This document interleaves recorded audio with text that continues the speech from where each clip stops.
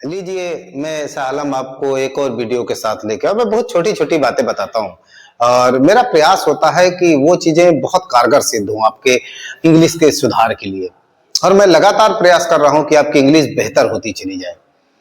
तो मैंने कल आपको लेस्ट का प्रयोग समझाया था और 2-3 वाक्यों के ज़रिए समझाया था। आज मैं आपको सो दैट का प्रयोग समझाऊँगा। चलें? मैं देखता हूँ आगे।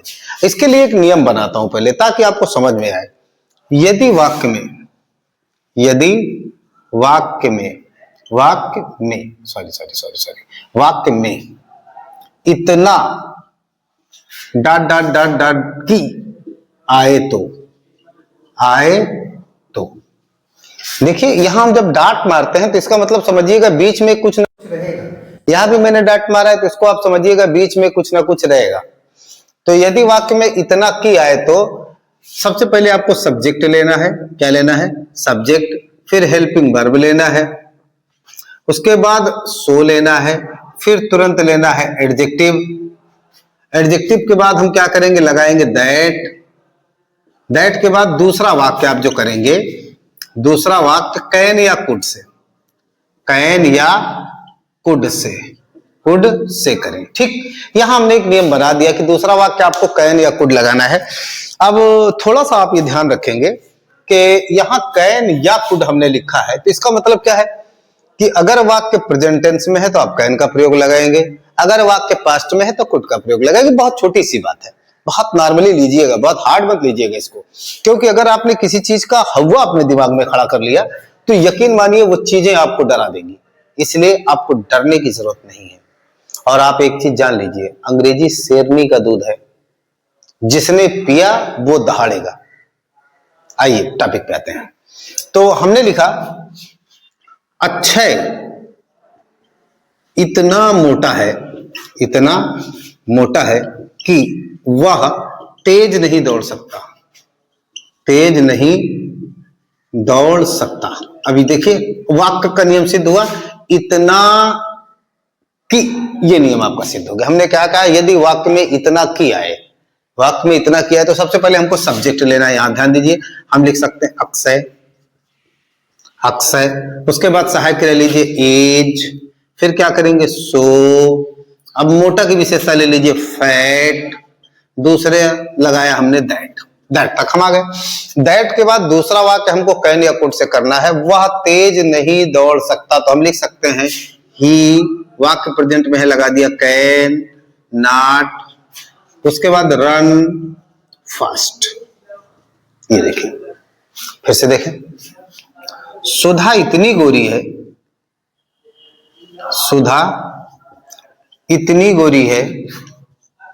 इतनी गोरी है कि वह धूप बर्दाश्त नहीं कर सकती।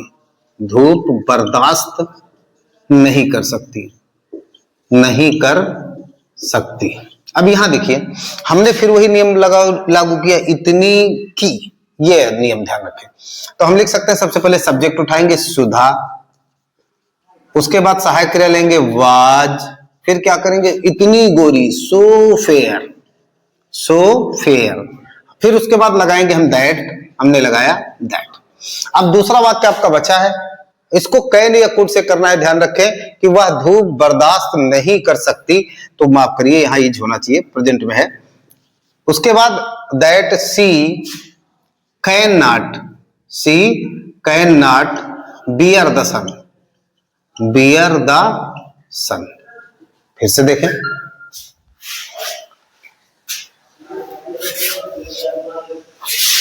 मैं फार्मूला ऊपर रखा हूं, आप इसको देख लीजिएगा।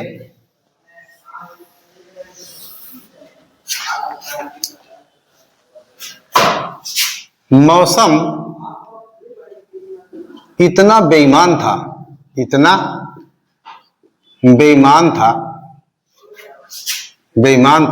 कि यह साथ नहीं दे सकता।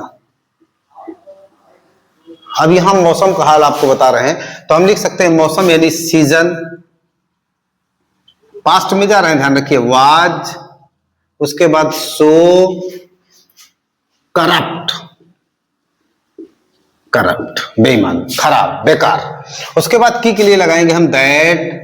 अब दूसरा वाक्य हमको करेंगे वह साथ नहीं दे सकता, यानी मौसम है तो दैट सी कुड नॉट या कैन नॉट, आप देख लीजिएगा, कुड नॉट फॉलो मी।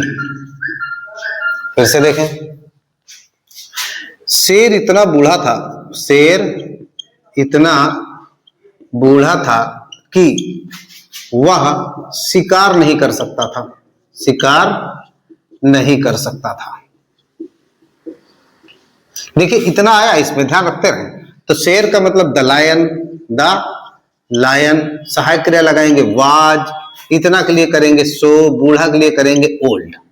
फिर हमने दूसरा वाक्य पहले दैट लगाया, फिर वह शिकार नहीं कर सकता था ही, पास्ट में जाएंगे कुड,